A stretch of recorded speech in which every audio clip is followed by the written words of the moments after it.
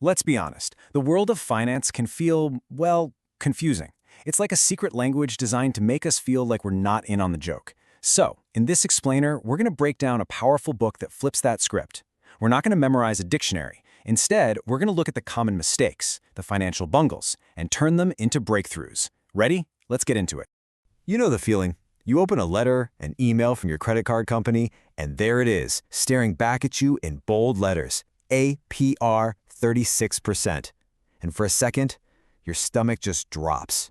It's this weird feeling, right? You don't totally get what it means, but you know deep down it is not good. It can make you feel kind of small, a little bit shocked, maybe even helpless. And that feeling, that fear, that's what keeps so many of us from even trying to understand our money.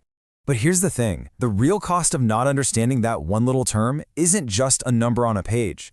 It's paid for with your dreams. Seriously, think about it. The vacations you couldn't take, the opportunities you missed, all the sleepless nights worrying about bills.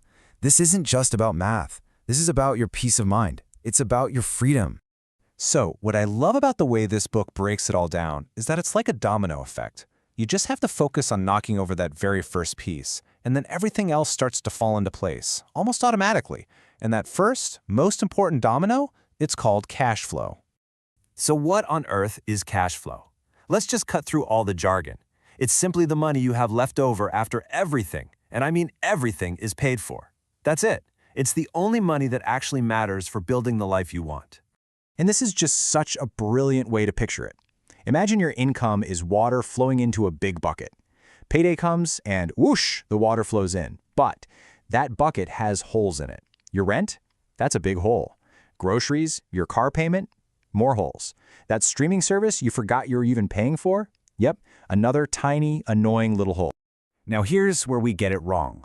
We tend to just look at how much water is in the bucket right now, but the whole time it's leaking out. The solution isn't some big, scary financial plan, it's just logic. First, you plug up the small, easy holes. Then, you see if you can make the big holes a little smaller. And all the while, you try to get more water flowing in. Simple, right? That is our first domino. All right, so now that we've got a handle on the money flowing in and out, we can talk about the most powerful force in finance. It's a force that can either make your money shrink or grow like crazy. Think of it like a double-edged sword. Compound interest. So what is it really? Simply put, it's interest on your interest. It's your money making money, and then that money starts making money. It's this quiet, invisible engine that can either be working for you around the clock or powerfully, devastatingly against you. This just lays it out so perfectly. When you're in debt, compound interest is like a slow bleed. It's a tiny cut that just never ever heals, constantly draining you. But when you invest, that very same force becomes rocket fuel for your wealth. It's wild. Let's go back to that scary 36% APR we started with. See, that isn't just interest on what you first borrowed. It's interest on the interest. And that's how a small, manageable debt can quietly, sneakily grow into an absolute mountain that feels impossible to climb. But here's the beautiful part. You flip that coin, and the magic works for you. When you invest, you earn interest. The next year, you earn interest on your original money and on the interest from the year before. See, this is the rocket fuel. And understanding this, well, that's the second domino tipping over. Okay, so we're on board. We want to use the rocket fuel, not get burned by it. But how? This is where people's eyes start to glaze over. That whole alphabet soup of investing, stocks, bonds, ETFs, it sounds way more intimidating than it actually is. They're just tools, that's all. Simple tools. What's a stock?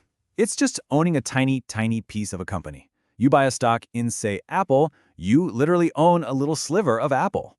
If they do well and make a bunch of money, your little sliver becomes more valuable. It's really that simple. And a bond? Well, think of a bond as a loan, but this time, you get to be the bank. You lend your money to a big company, or even the government, and they promise to pay you back over time, plus interest. It's usually a bit safer than a stock, but the potential reward is also a little smaller. So what about all those acronyms, like ETFs or mutual funds? These are basically just pre-made baskets. Instead of you having to go out and buy 100 different stocks one by one, you can just buy one ETF and boom, it already holds all of them for you. It's convenient and it's a great way to spread your risk. Which brings us to probably the oldest piece of advice in the book. You've heard this a million times. Asset allocation, diversification, it's all just a super fancy way of saying, don't put all your eggs in one basket. Because if you drop that one basket, you're in trouble. You want a mix of baskets. And just like that, the third domino falls. These aren't magic spells, they're just different kinds of baskets for your eggs. Okay, so let's zoom out for a second. We've got our leaky bucket, we've got our double-edged sword, and we've got our baskets. How does this all fit together? Well, you're not just learning random terms anymore. You're actually building a ladder. Each concept rests on the one before it. See how this builds? It's a clear path. First, you get control of your leaky bucket to master your cash flow. Then, once you have some extra cash, you learn how to use the rocket fuel of compound interest.